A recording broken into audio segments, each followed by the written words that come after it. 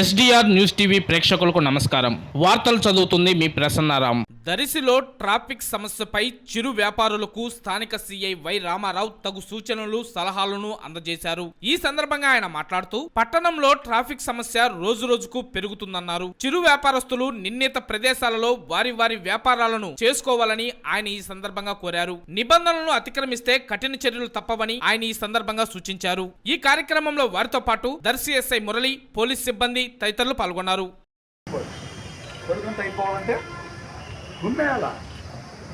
ఈ రోజంతా నీ కష్టం ఖాళీగా కూర్చోండి.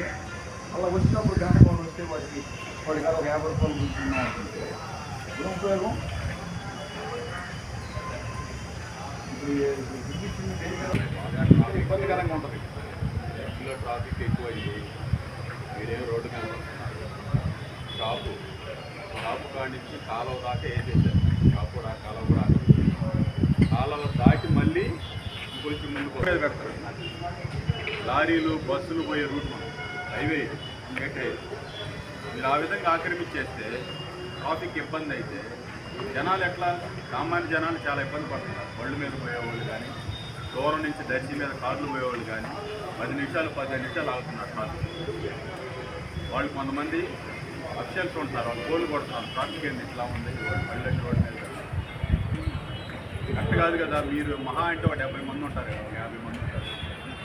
మీ వ్యాపారం కోసం, మీ స్వార్థం కోసం అంతమంది జనాలు